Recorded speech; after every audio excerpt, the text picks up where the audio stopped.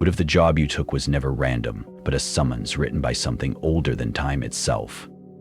When Jake accepts a simple night shift at the abandoned St. Augustine Asylum, he believes it's just another paycheck.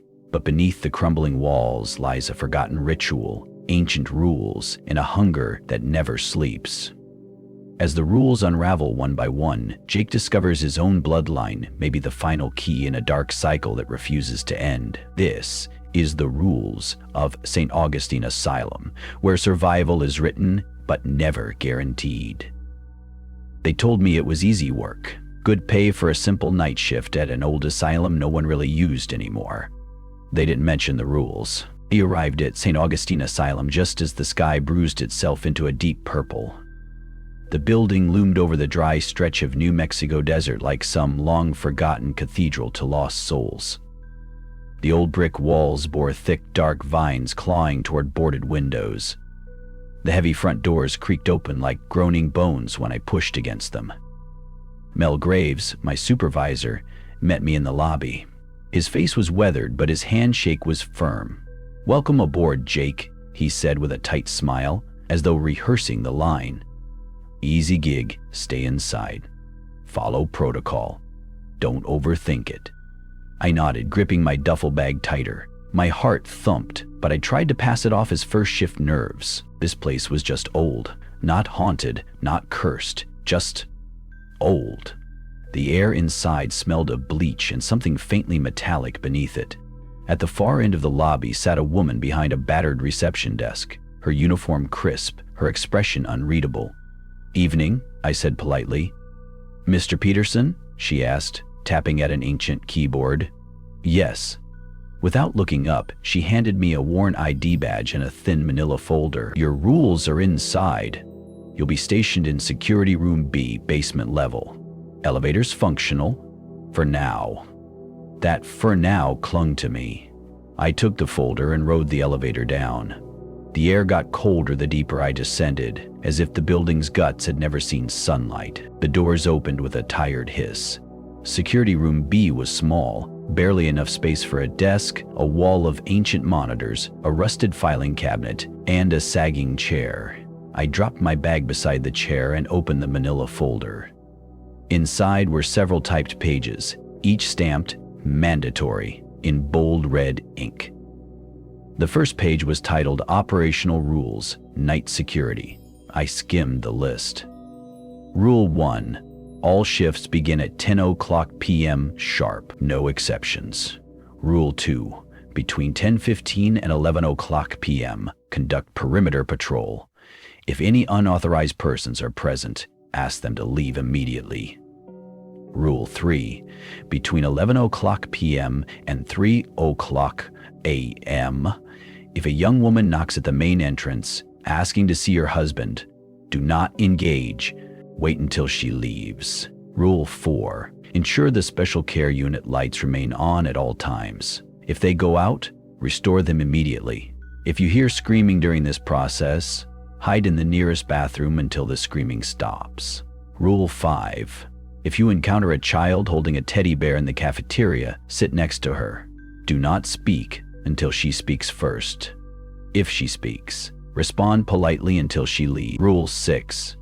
At 1:00 IEM, check general ward patients. If any patient sits upright, comply with any reasonable request unless they begin incoherent rambling, at which point disengage. Rule 7. In the event of rain, open the main doors and allow travelers to shelter. Ensure all leave once the storm ends. If any go missing, observe cameras for their return and do not visually search for them directly. Rule 8. If security cameras fail entirely, hide. Pray they do not find you. I blinked. My pulse quickened. Was this some hazing ritual or a deranged HR prank? But something deep in my gut twisted uncomfortably. I sat in the chair and read through the rules again, twice, then 3 times. Each rule was more absurd than the last. A girl knocking at the door, a child with a teddy bear, incoherent patients, praying during camera failure. Mel hadn't mentioned any of this. The wall clock above me read 9:32 p.m. I still had almost half an hour before the shift officially began. I exhaled sharply and glanced up at the grainy black and white monitors. Most showed dimly lit hallways, empty waiting rooms, dark operating theaters long since abandoned. The cameras jittered occasionally, as if the feed struggled to stay alive. One feed caught my attention. A faded black and white shot of the special care unit. The fluorescent lights flickered faintly. I made a mental note. Keep those lights on. The minutes crawled. My leg bounced involuntarily. The silence was suffocating. I pulled out my phone and aimlessly scrolled through social media to distract myself. Anything to stop my mind from spiraling. When the clock ticked to 9:59, I stood and rolled my shoulders. Time to work. The monitor feeds briefly glitched, only for a second. Static crackled across every screen, then they cleared, except one. Camera 4, the lobby entrance, remained frozen. A dark silhouette stood outside the main glass door. I squinted, leaning closer. A woman. Her outline wavered against the pale moonlight like something underwater. Her head tilted slightly, as though she sensed me watching. The phone on the desk buzzed. Suddenly, I jumped. It was the landline. An internal call. I hesitated, then picked up. The line hissed before a voice whispered on the other end. "Remember Rule 3. The line clicked dead. I slammed the phone down, breath catching. My throat tightened. The clock read exactly 10:00 p.m., and my shift had just begun. The woman was still there. She stood behind the glass, unmoving, her outline rigid as the minutes crawled past. Moonlight threw long shadows across her figure, making her look like a faded sketch. Almost human, but not quite. I stayed glued to the monitor, my breath shallow. The phone call replayed in my head. Remember Rule 3. Do not engage. I had no intention of doing otherwise. Yet as I watched, she lifted one hand and knocked softly against the glass.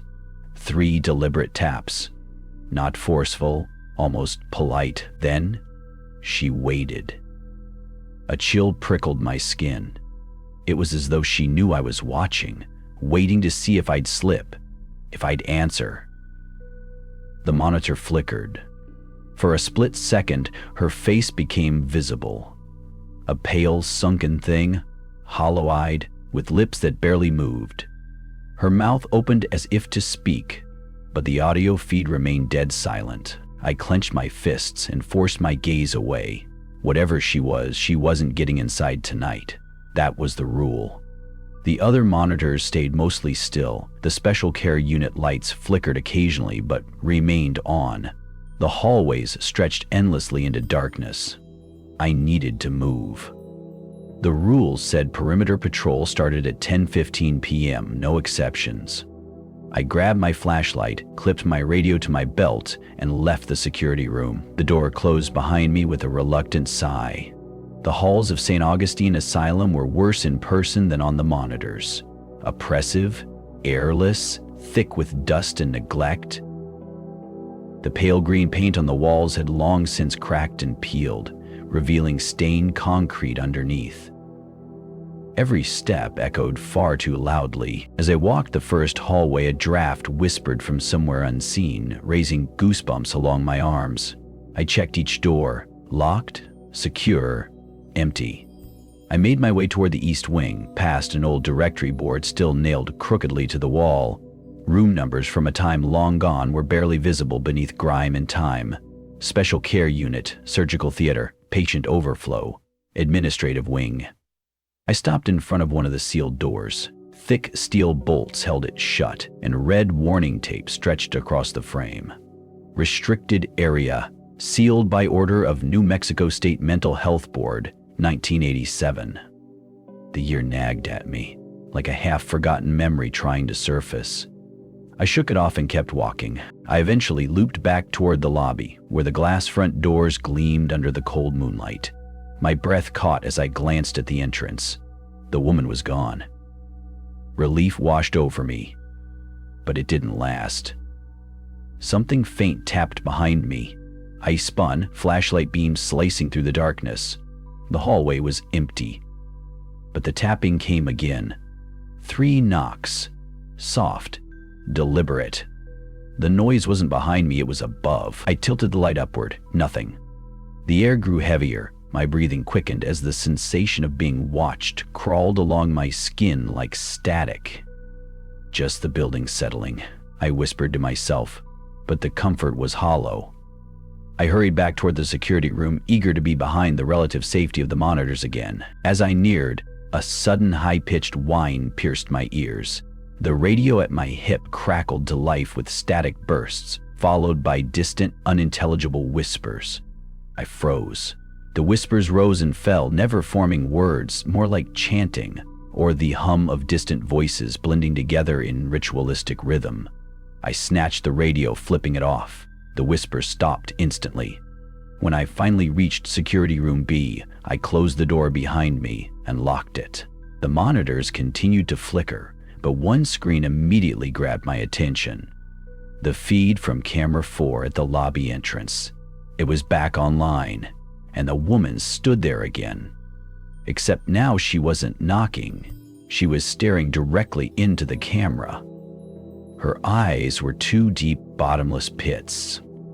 Her mouth stretched into a thin, unnatural smile that seemed too wide for her face. Something about her proportions was subtly wrong, like an amateur sketch distorted by an unsteady hand. I swallowed hard, forcing myself to reread the rules for comfort. Rule 3. Ignore her, don't open the doors, wait until she leaves. I kept my eyes on her through the monitor. Minutes passed. My pulse steadied slightly as she remained unmoving, and then, suddenly, she vanished. No fade, no turn. She simply blinked out of existence as though she'd never been there.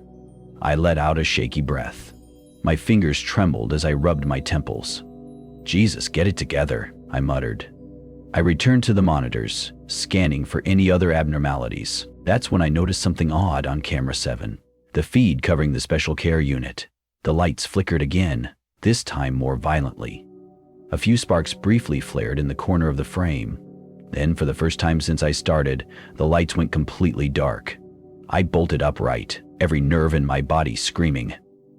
Rule 4. The lights must remain on at all times.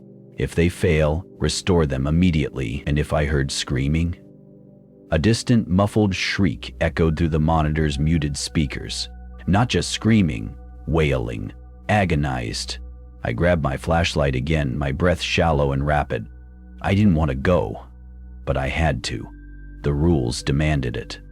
The screaming didn't stop. It pulsed through the hallways like a living thing, vibrating in my skull as I sprinted toward the special care unit. My boots slapped against the worn linoleum floor, each step echoing louder than the last, as though the building itself amplified the terror.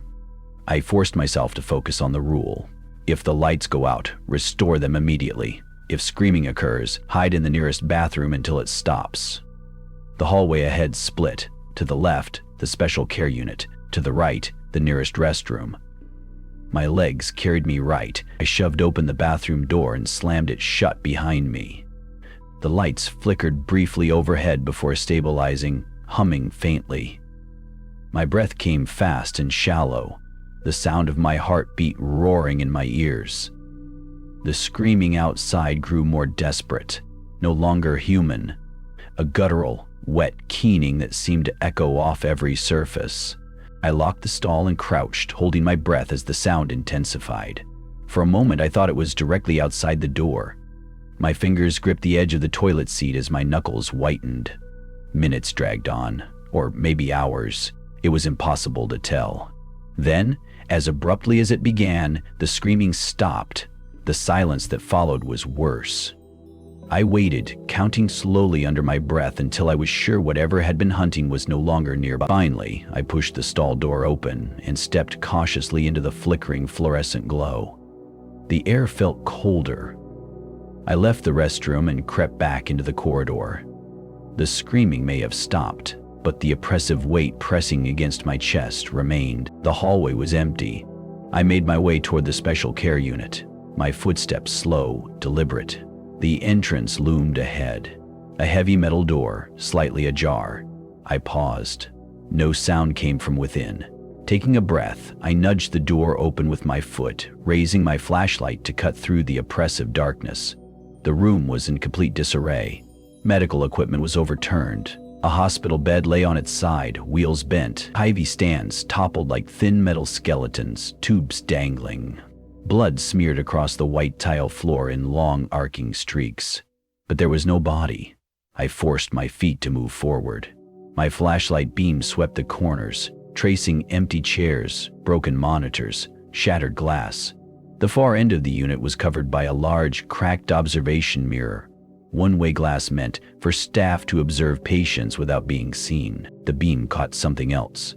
A message, scrawled in shaky, crimson letters directly on the glass. The ritual never ends. My stomach twisted. Behind me, something creaked. I spun, flashlight slicing across the room. But nothing was there. My nerves screamed. I needed to get out. I darted back into the hallway, slamming the door shut behind me. My breath billowed in pale clouds beneath the failing ceiling lights. The radio on my hip hissed again, static buzzing sharply. A voice crackled through, distorted. "Don't break the rules, Jake." The breath froze in my lungs. The voice knew my name. No one had ever used my name through this radio. No one was supposed to. I ripped it from my belt and clicked it off, heart hammering wildly. As I turned to head back toward the safety of Security Room B, I stopped dead in my tracks. A figure stood at the far end of the hallway. For a brief moment, I thought it was the woman from earlier, the one who'd knocked at the front door. But no, this was someone else. An old man. He stood unnaturally still, wearing what looked like a faded patient gown, its once white fabric yellowed with time. His thin arms hung limp at his sides. His face, hollow and sunken, looked impossibly familiar. He didn't speak. He simply stared at me as if trying to recognize me too. I found my voice after a few painful seconds. "Sir, you're not supposed to be here." No response. "Please, you need to leave. It's not safe." The old man finally blinked, as though waking from a trance. His lips moved, dry and cracking. "Be careful," he rasped, voice thin and brittle. "The surgeon's awake." My blood turned to ice. The surgeon? But the man simply turned and shuffled slowly down a side hallway, vanishing into the shadows like smoke. I stood frozen, paralyzed between disbelief and rising dread. A sharp buzz from the security door behind me broke my paralysis. The magnetic lock disengaging. The light above the door flickered green. The system had released itself, automatically. That shouldn't happen. I glanced over my shoulder. No one was there. No footsteps, no sound. I bolted. I raced back to Security Room B, the key card trembling in my grasp as I fumbled to unlock the door. Once inside, I slammed it shut, locking it behind me. The monitors buzzed with life, static flickering briefly before stabilizing. Camera 4 showed the front lobby once more. Empty. Camera 7, the special care unit, now illuminated again. The lights had somehow restored themselves. Everything looked normal. Too normal, as if nothing had ever happened. But it had. I sat down, my breathing still ragged, wiping sweat from my brow as my hand trembled uncontrollably. The radio remained silent. The monitors kept humming. For now. The silence inside the security room was suffocating, but at least it was familiar. The hum of old monitors, the gentle flicker of outdated surveillance equipment. It was my only anchor to reality now. I forced myself to replay everything in my mind. The woman at the door, the screaming, the old man's warning, the words he'd whispered, the surgeon's awake. I couldn't shake the name, the surgeon. Somehow it felt more like a title than a person. I leaned closer to the monitors, cycling through each feed, trying to regain a sense of control. The lobby stood empty. The hallway stretched on endlessly, cold and desolate. The special care unit, once filled with overturned equipment, now appeared pristine, as if someone had meticulously reset the room after I fled. My eyes landed on camera 9, overlooking the cafeteria. That's when I saw her. A child. She sat alone at one of the tables near the far wall, bathed in the dim yellow glow of the flickering ceiling light. Tiny legs swung back and forth beneath her seat. Her hair was a tangled mess of blonde strands, barely brushing her shoulders. In her small arms, she cradled a worn, tattered teddy bear, its right eye missing, replaced by a dangling thread. My stomach twisted instantly. Rule 5. If you encounter a child holding a teddy bear in the cafeteria, sit beside her. Do not speak unless she speaks first.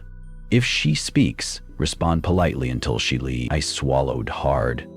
I didn't want to do this. But the rules weren't suggestions. They were survival. I grabbed my flashlight again, heart pounding against my ribs, and left the security room. The hallway toward the cafeteria felt longer than it should have. My footsteps echoed unnaturally. At some points, I swore I heard faint giggles, soft, childish whispers bouncing between the walls, always distant, always out of reach. When I finally reached the cafeteria door, I paused. Beyond the glass, I could see her sitting exactly as she appeared on the monitors. Still, waiting. The air inside was colder, as though something unseen siphoned the warmth away. My breath fogged as I crossed the threshold, careful not to make sudden movements. Her head tilted ever so slightly, but she didn't look at me.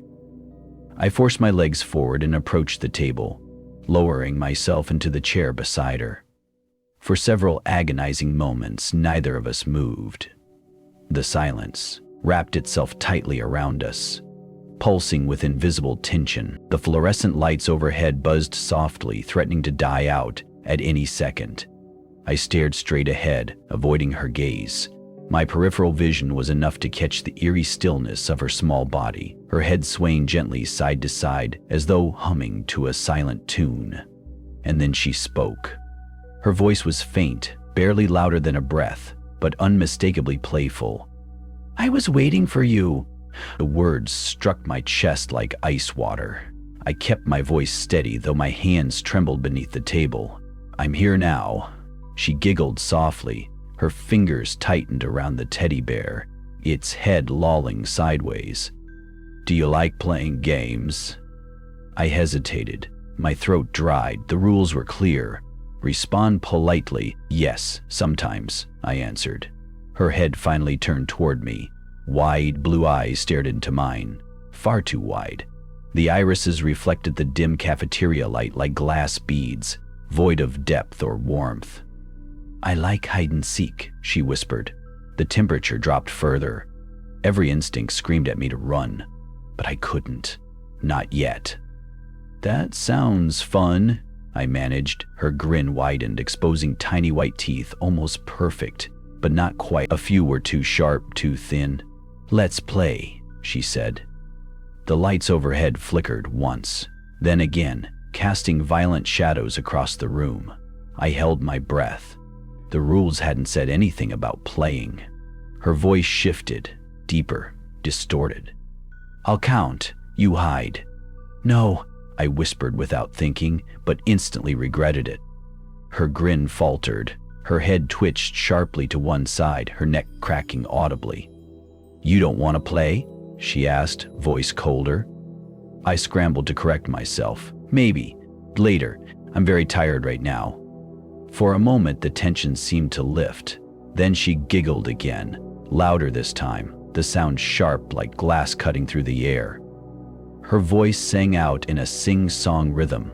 1, 2, 3, I stood abruptly, backing away from the table. Her head jerked toward me, but I turned and bolted from the cafeteria, sprinting back down the dark hallway, her counting echoing behind me, growing louder with each number. 4, 5. My chest heaved as I ran. I reached the security room and slammed the door shut, locking it as her voice continued faintly outside. 6, 7. The monitors flickered once more. Every single camera feed went black. Total failure. My blood froze. Rule 8. If security cameras fail entirely, hide. Pray they do not find you. I stared at the lifeless screens, unable to move. My breath came in sharp gasps, fogging up the glass in front of me. The child's voice echoed one last time in the hallway. 10. Ready or not, here I come. The black monitor stared back at me like hollow, dead eyes. My breath rasped in my throat as I backed away from the desk. The silence inside the security room was crushing, broken only by the faintest hum of dying electricity. Outside, her voice was still floating, playful and distant. "Ready or not, here I come." The rules were no longer abstract phrases on paper. They were my only chance at staying alive. And right now, the most terrifying rule of all had been triggered. If the cameras fail entirely, hide. Pray they do not find you. I couldn't stay here. The security room, once my safe zone, had become a fishbowl, a glass cage waiting to be shattered. Adrenaline surged through my veins. I grabbed my flashlight, yanked open the door, and slipped into the dark hallway. The heavy door closed behind me with a dull metallic thud.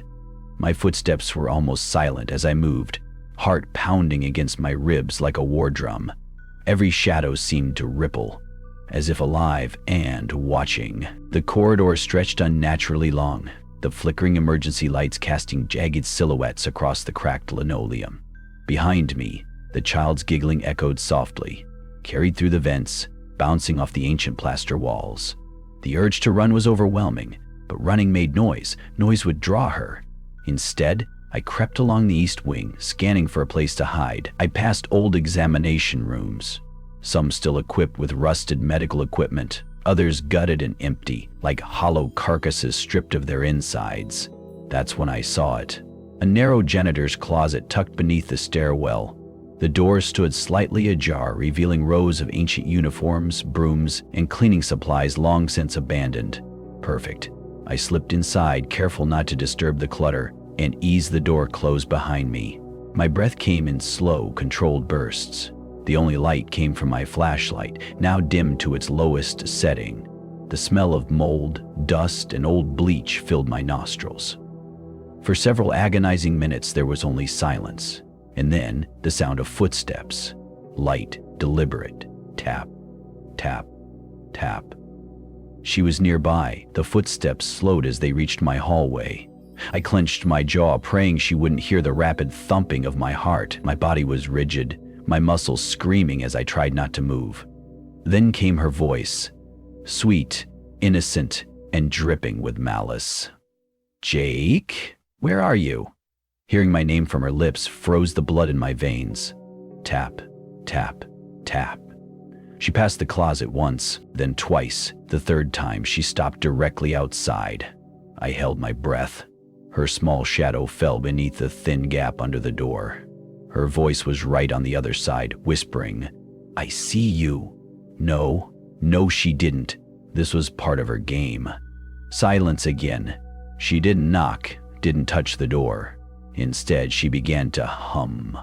The same eerie tune she sang in the cafeteria. As if on cue, the temperature inside the closet plummeted. My breath frosted in the beam of the flashlight, which began to flicker erratically. "Please go away. Please." And then mercifully, her humming faded. Her footsteps moved on, the soft giggle growing distant once more. I allowed myself to breathe, but didn't dare leave yet. Minutes dragged by. Finally, after what felt like an hour, I cracked the door open a sliver and peeked into the hallway. Empty. My muscles screamed in protest as I slipped out, closing the door softly behind me. I needed to find another safe zone, a place less exposed, and I couldn't rely on the cameras anymore. They were gone. My mind was still spinning when I remembered something.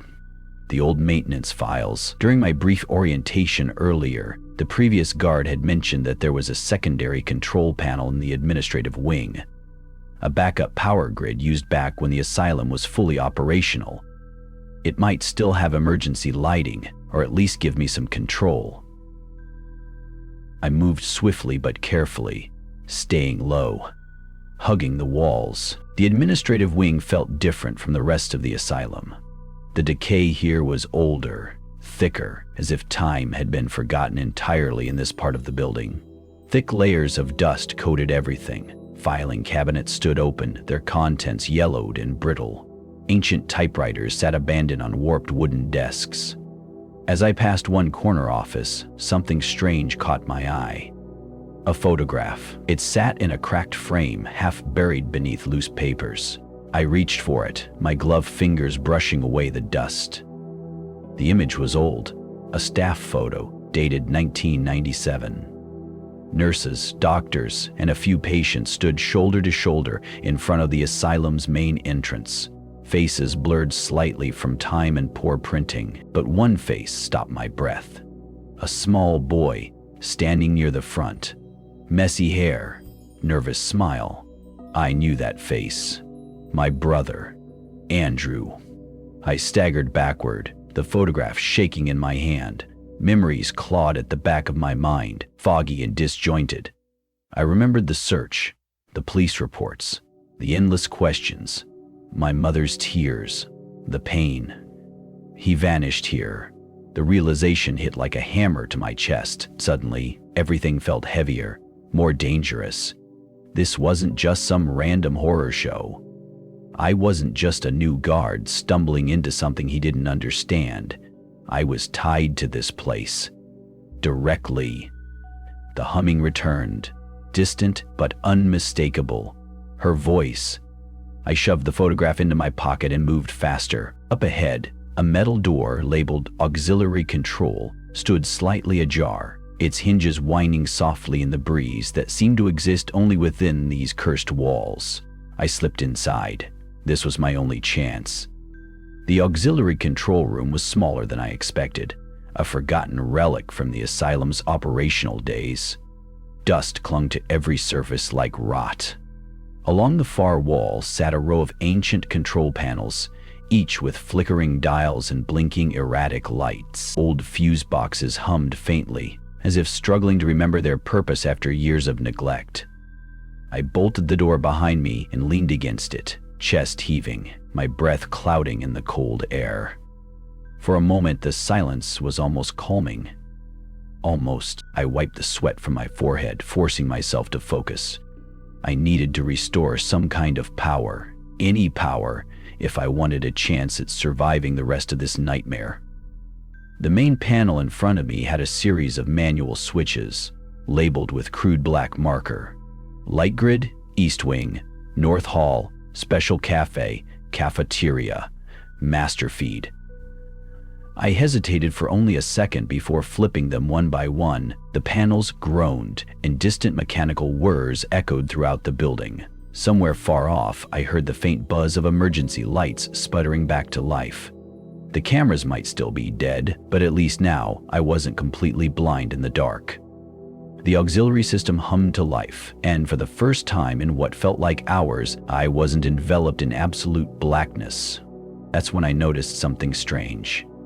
In the corner of the room stood an old filing cabinet, its drawers mostly open and ransacked. Except one. The bottom drawer was sealed shut with an old rusted padlock. My fingers hovered over it. Logic screamed at me to leave it alone, but my gut, the same gut that had led me here, told me otherwise. I rummaged through the nearby desk until I found an old maintenance ring loaded with keys. One by one, I tested each key in the lock, my pulse rising with each failed attempt. Finally, on the seventh try, the padlock snapped open with a loud click. I pulled the drawer open. Inside were several thick manila folders, their corners stained with years of moisture damage. They were marked simply, Archived 1987-1997, Patient Records. My hands trembled as I flipped through the files. Photos, medical charts, session transcripts. And then I found it. Andrew's file. Andrew Peterson, patient ID, a 3261. The intake date was burned into my mind, June 3, 1997. That was the summer he disappeared. Scanned the contents, my eyes devouring every horrific detail. Admitted for observation due to unexplained sleep disturbances, disassociation, and hallucinations. Patient exhibits signs of post-traumatic episodes linked to ritual exposure, Transfer to special care unit pending final evaluation. Ritual exposure. What ritual? The pages grew darker as I flipped further. Subject deemed compatible for induction protocol. Cleansing ceremony scheduled. Surgical candidate. My stomach lurched. I suddenly felt sick. Violently sick. All these years, we thought Andrew had simply vanished, abducted, taken by someone from outside. But he was here. He was here the whole time. I slammed the folder shut, my hands shaking. My brain screamed to piece together the fragments, but the horror of it refused to settle into any logical form. I wasn't just some random night guard caught in a haunted building. I was part of this place. My bloodline was tied to whatever had happened here. The sudden buzzing of the old intercom system startled me back into the present. A burst of static crackled from the speaker mounted above the control panel. Then a voice. His voice. Low, calm, patient, like a surgeon whispering to a sedated patient on the operating table. Jake, you've finally come home. I staggered backward, slamming into the desk behind me. The voice continued, smoother now, almost soothing. You always belonged here, you know. We've been waiting. The ritual is incomplete, but you were spared once. You won't be spared again. My breath caught in my throat. The intercom went dead, replaced by that same faint giggle, the girl's giggle, bouncing once again through the air vents, merging with the walls themselves. Suddenly, the lights in the room flickered. The temperature dropped instantly. A soft, rhythmic tapping began at the far end of the room, just beyond the locked control room door. Tap, tap, tap. The doorknob twitched. My legs moved on instinct, scrambling for the only other exit, the maintenance hatch in the corner that led up into the service crawl space above.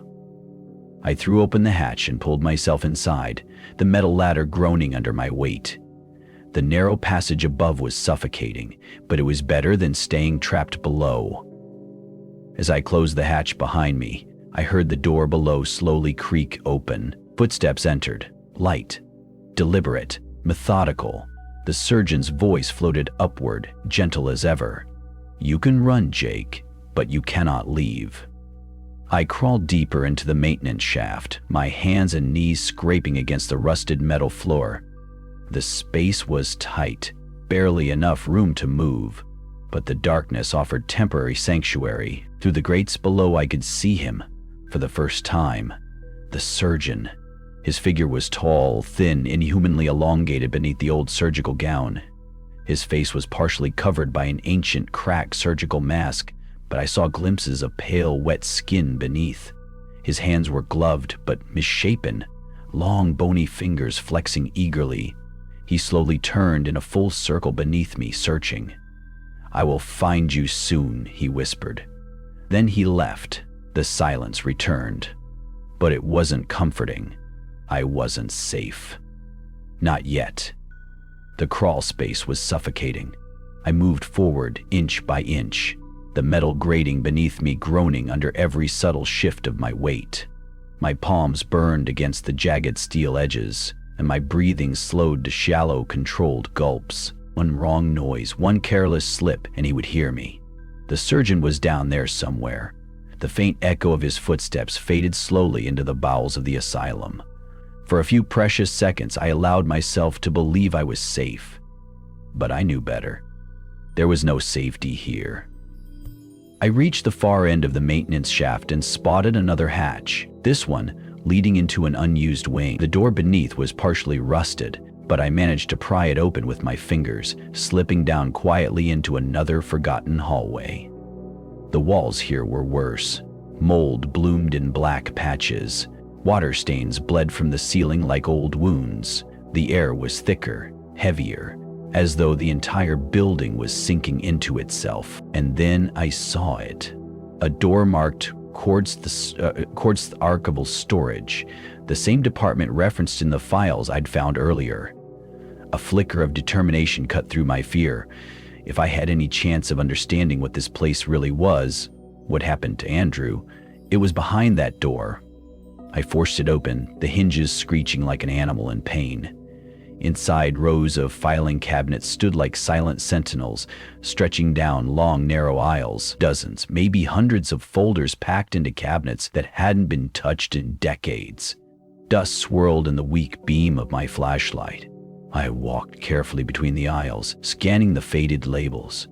Most of the files were ordinary patient records. Schizophrenia, severe depression, violent outbursts. But then the classifications changed. Special subjects, induction candidates. The heading sent a chill crawling down my spine. I yanked open one of the drawers. Inside were red folders stamped with crude ink markings, dates, numbers, and cryptic symbols I couldn't decipher. I flipped through rapidly. Candidate 1, deceased. Candidate 2, failed. Candidate 3, missing. Candidate 2, failed. Candidate 3, missing. Candidate 2, failed. And put deceased. Candidate 5, terminated. My breath hitched. My brother wasn't listed as deceased. Incomplete. I tore the folder open.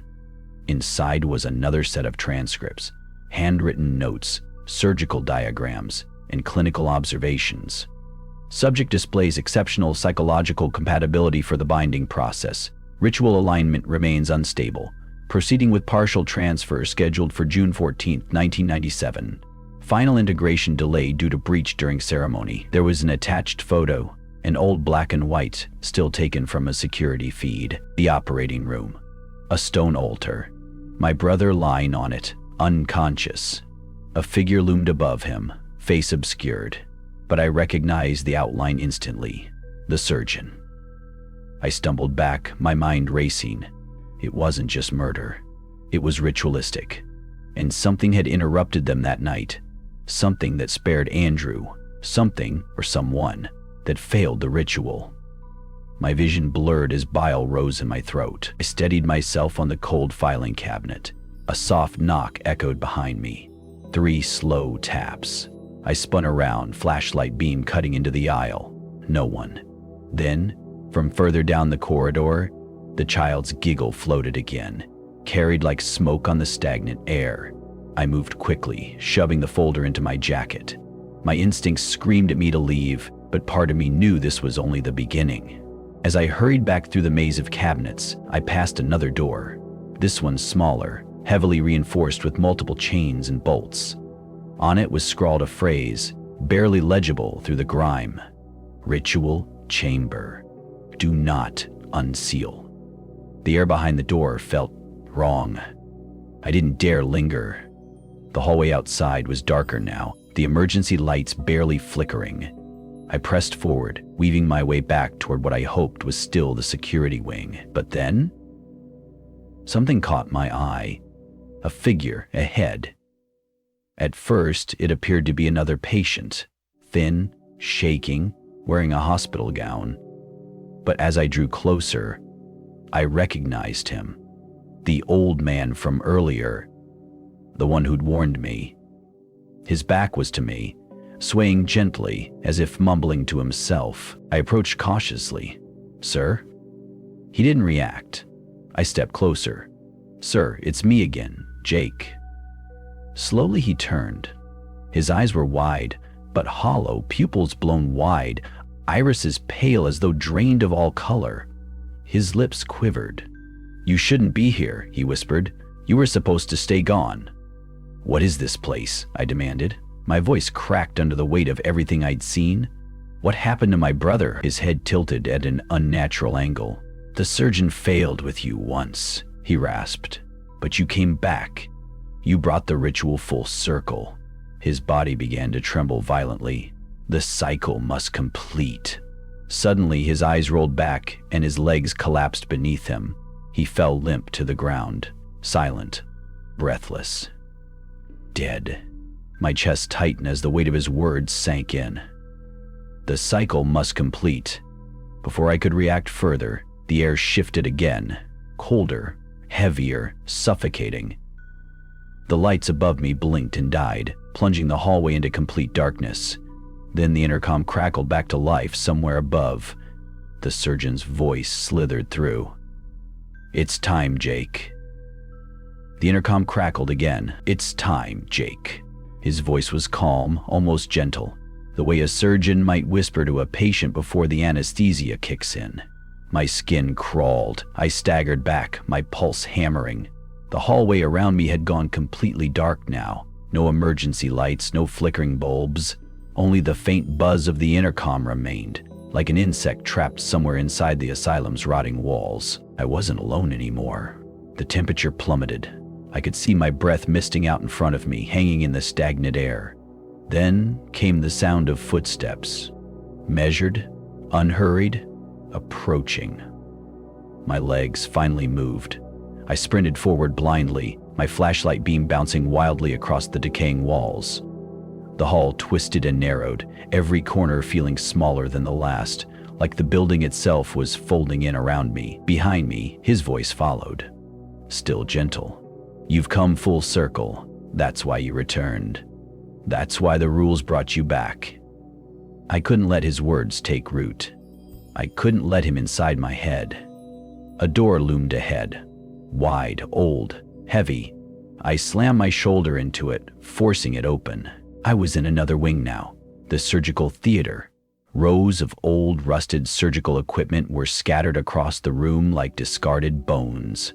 Stained metal trays, scalpels dulled by time, surgical chairs with leather restraints cracked and rotted with age. Above, the massive overhead operating light hung like a giant glass eye. But what drew my attention was the stone altar in the center of the room. It didn't belong here. It was older, ancient, symbols carved into its surface, circles, runes, spirals interlocked in impossible patterns. Dry, dark stains soaked deep into the stone, stains that time hadn't washed away. This was where it had happened, where they'd tried to complete the ritual. Where my brother had been strapped down 28 years ago. The nausea rose again, but I forced it down. I stepped closer, running my hand along the edge of the altar. My fingertips traced deep grooves that felt oddly familiar, as though my skin remembered them, even if my mind didn't. "You recognize it, don't you?" The voice was no longer coming from the intercom. It was here, inside the room. I spun around. The surgeon stood at the far end of the theater, barely illuminated by my weak beam. His surgical mask cracked down the center, exposing glimpses of pale flesh beneath. His eyes glinted like wet glass in the dark. "You were always meant to return," he whispered. My hands clenched into fists. Why? Why me? Why my brother? He took a slow step forward, the old surgical gown whispering against the floor. The binding failed with him. The vessel rejected us. "But you," he pointed a long, trembling finger toward me, "you are stronger. You carry the wound deeper. The ritual craves resolution." I stumbled back toward the altar. He advanced. "The rules were not designed to protect you, Jake," he continued softly. "They were written to contain us, to buy time, to delay the cycle. But the cycle always resumes." My mind spun, trying to hold on to any sense of reality. "You wrote the rules." "No," his voice sharpened. "The rules wrote themselves. The building remembers. The failures, the breaches, the survivors. It molds new laws to keep the hungered trapped. But eventually, one of you always returns." His steps were deliberate now, his shadow stretching toward me like a liquid stain across the cracked floor tiles. "You think you were hired by chance," he whispered. My throat tightened. "This was never a job. You were summoned." I hit the altar behind me, nowhere left to retreat. He closed the gap between us, inches away now. Up close, his face was worse than I'd imagined. Under the broken mask, his flesh was bloated and pale, veins pulsing beneath thin, translucent skin.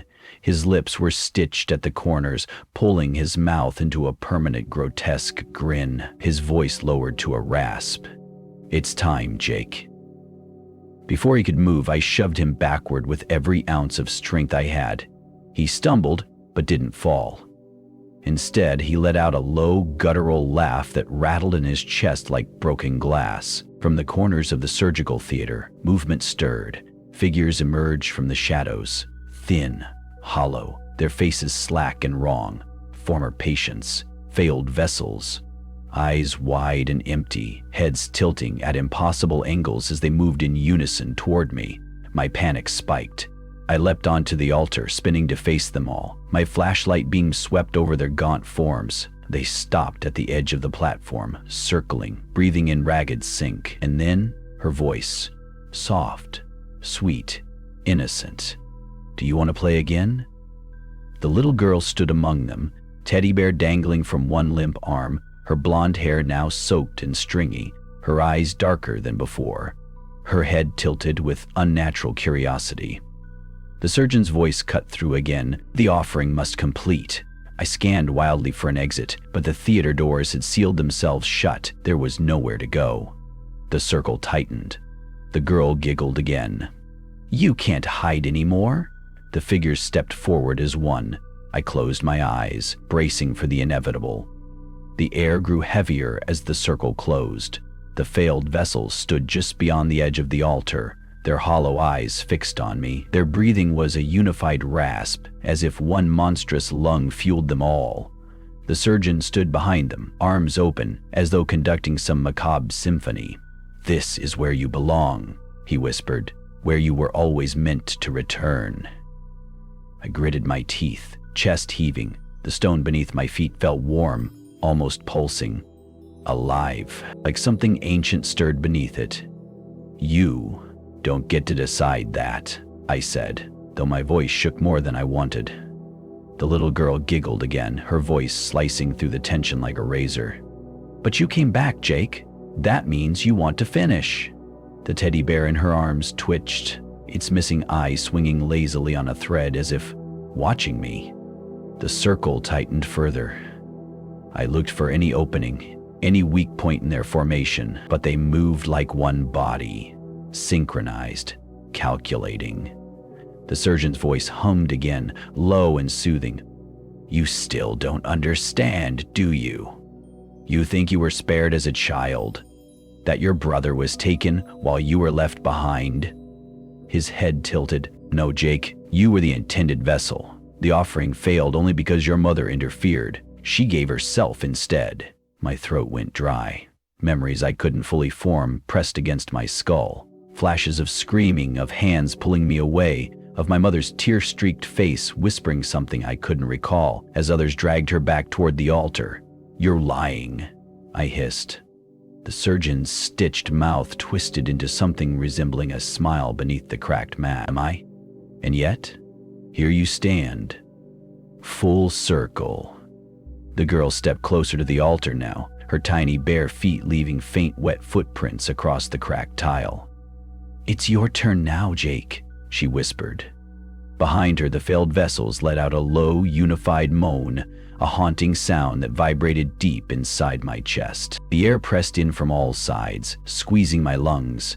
I had seconds, maybe less, before they would rush me. And then, almost by instinct, my eyes darted to the overhead light rig. Ancient, rusted and swaying slightly above the altar. An idea sparked. I slid my hand toward the thick power cable running along the altar's base. One of the few electrical systems still active thanks to the auxiliary panel I'd triggered earlier. If I could overload the power, maybe, just maybe. The surgeon must have sensed it. His voice sharpened, no longer calm. "Don't fight this. Submit. You'll feel nothing. The hunger will end." The girl tilted her head, watching with eerie fascination. "You can't escape," she cooed. I gripped the frayed wire tightly, my skin tingling as faint static danced across my fingers. With one desperate motion, I yanked it free and jammed the exposed ends into the side of the stone altar's metal brackets. Sparks exploded. The room flashed violently as the old wiring shrieked in protest. A sharp metallic scent filled the air as smoke billowed from the overload. The altar pulsed once, twice, and then the runes etched into its surface glowed faintly red. The failed vessels froze. The girl stopped mid-step, her wide eyes finally showing something that looked like fear. The surgeon howled. "No!" The light rig above groaned, the rusted support struggling under the electrical surge. I didn't stop. I pushed the wires deeper, forcing more current through the decayed system. The hum turned into a shriek as the entire rig overhead finally gave way. With a violent crash, the massive light fixture tore free from the ceiling and plummeted directly onto the altar, shattering into a rain of sparks and glass. A brilliant flash swallowed the theater. The stone cracked. The failed vessels convulsed, collapsing like puppets cut from their strings. The girl screamed, a high-pitched wail that stabbed through my skull, before her body dissipated into a mist of ash that spun wildly and vanished into the void. And the surgeon, his body staggered, his skeletal frame convulsing as the crimson glow pulsed through the cracked floor beneath him. "You can," he choked, his voice breaking into static. "The ritual cannot end." His skin blistered, pulling back from the bone, his form disintegrating under the collapsing energy. His stitched mouth tore open fully as his final scream echoed through the chamber. Then silence. The power cut out entirely. Darkness consumed the room. I stood there, trembling, gasping, barely able to comprehend what I'd just done. The altar was shattered, the circle broken, but the silence wasn't peace. It was something else. A hollow, uneasy quiet, like the building itself was waiting, and somewhere distant, faint deep beneath the foundation, I thought I heard it. A pulse. Still beating, still alive. The silence after his scream wasn't comforting. It was too clean, too deliberate, like something had merely paused. My body trembled uncontrollably as the smell of scorched metal and old blood thickened in the air. Shards of the shattered light rig sparked weakly, casting brief flashes across the broken altar and the now lifeless husks of the failed vessels. Their collapsed bodies twitched once or twice before growing still, like marionettes whose strings had finally rotted away. And yet, beneath my feet, that pulse remained, a deep, subtle rhythm. Thump, thump. It didn't belong to me. I staggered backward from the wreckage, my breathing ragged. My hand instinctively went to my pocket, where Andrew's file was still tucked inside my jacket. The weight of it felt heavier now, the words inside. The incomplete ritual, the designation as candidate, 6, all of it pointed toward one undeniable truth. They never finished with him. They never finished with me. The old intercom buzzed again, weak and filled with static, like some dying thing clinging to its last breath. And then, her voice returned. The little girl, "You broke the altar, but not the rules." Her voice was softer now, stripped of the playful lilt that once accompanied it. She sounded tired, like something ancient wearing the skin of a child was finally beginning to fray. "I was only ever here because you were," she whispered. The air around me thickened once again. The temperature dropped, colder than before. The darkness pressed in from every direction. I turned slowly toward the far wall of the theater, where the old maintenance hatch sat barely visible through the dust and smoke. My only way out. I moved carefully, my legs nearly buckling with every step. The strain of everything, the running, the terror, the weight of the truth, threatened to pull me under. As I climbed back into the crawl space, the voice followed me. "You were supposed to finish what she started." I froze in the narrow shaft, my flashlight beam flickering as it caught something scrawled along the interior of the ventilation wall. Old, crude handwriting etched into the metal. "Offer the innocent to seal the hunger." My stomach twisted. This was never about evil for the sake of cruelty. It was containment.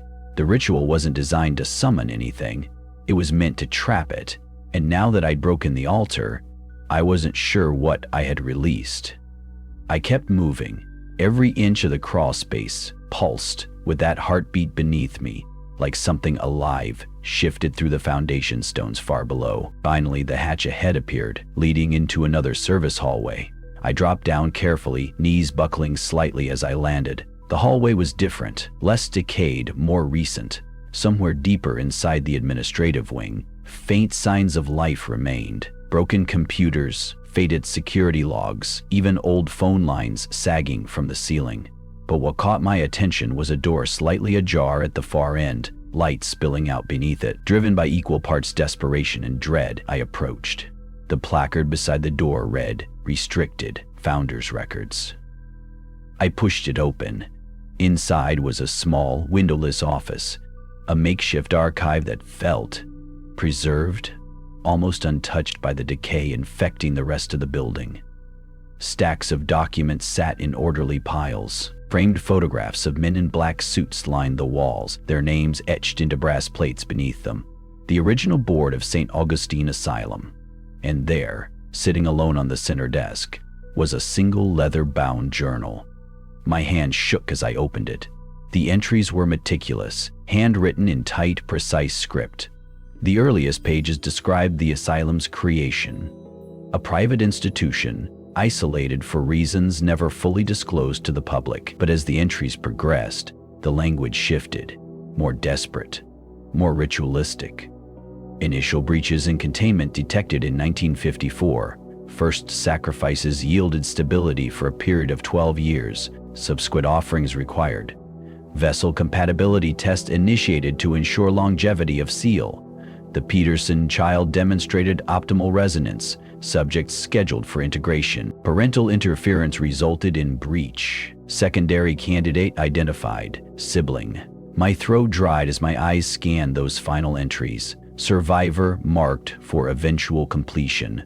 Ritual cycle reestablished. Await return. I stumbled back, bile rising again. I was never just a survivor. I was bait, raised outside these walls but always tethered to them. My return wasn't a mistake. It was engineered. The building wanted me back. The rules had kept it dormant until I arrived. The heartbeat grew stronger now, pounding through the floor like a drum calling out from beneath the earth. Thump, thump, thump. And then came a new voice. Not the surgeon, not the child, my brother, Jake. His voice was faint, broken, as if carried by the heartbeat itself. The hair on my arm stood on end. "Andrew?" I whispered into the stale air, my voice cracking. "Help me." The words weren't a scream or a plea. They were dry, hollow, a memory playing itself over and over. I clutched the journal tightly, backing away as the light above flickered. "Jake," the voice repeated, now behind me. I spun, and for a fraction of a second, I saw him. My brother, but not the way I remembered. He stood at the far corner of the room, his eyes wide and distant, skin pale, mouth twitching as though trying to form words his body could no longer shape. Thin black veins webbed beneath his skin, pulsing in rhythm with the heartbeat that now shook the entire floor. Then he vanished. The lights went out completely, and all that remained was the rhythmic pounding beneath my feet. Steady, deliberate, growing closer. The heartbeat under my feet was no longer distant, it was moving. Each pulse vibrated up through the concrete, making the thin fluorescent fixtures overhead tremble. The entire building seemed to breathe with it now, the old asylum shifting like a massive lung inhaling something it had waited decades to consume. I stood frozen in the Founders Records room, clutching the leather-bound journal against my chest. My brother's face still burned behind my eyes, pale, broken, his voice echoing like a worn recording. "Help me." But it wasn't him anymore, not fully. I backed away from the desk as the temperature plummeted again. My breath misted out in quick bursts, my heart pounding against my ribs. Somewhere down the hall, something heavy scraped across the floor. The heartbeat grew louder. The ritual was never truly broken. It had simply shifted. I hadn't destroyed it, I had accelerated it. The ground beneath my feet trembled as the walls exhaled a gust of stale, freezing air. The building groaned like it was flexing its ancient bones. Then came the voice. The surgeon. He was still here. His voice slithered up from the cracks in the floor, layered now, less human, more monstrous. "The seal is open, Jake. The hunger wakes." I spun toward the exit, stumbling into the hallway. The emergency lights flickered back on, just long enough to reveal the new state of the asylum. The corridors were no longer empty. The failed vessels had returned. They lined the hallways, shoulder to shoulder, their bodies stiff like mannequins, heads tilted at impossible angles. Their empty eyes locked onto me as I passed, but they made no move.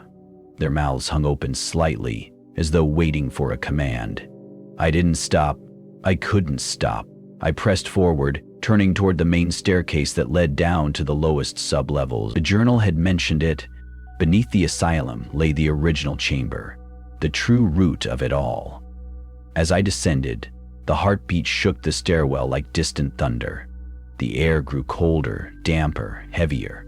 The walls here were different.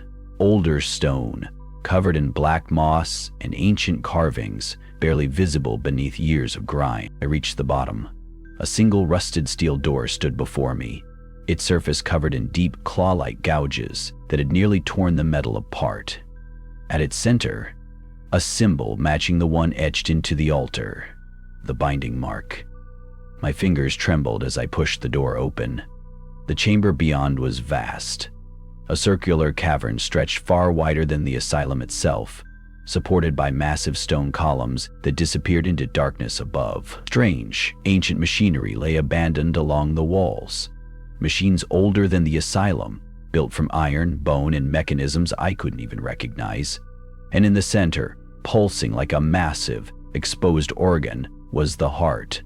A living mass of black, veined tissue, breathing in slow, wet contractions. Its surface shimmered, as though wrapped in a translucent membrane that rippled with each beat.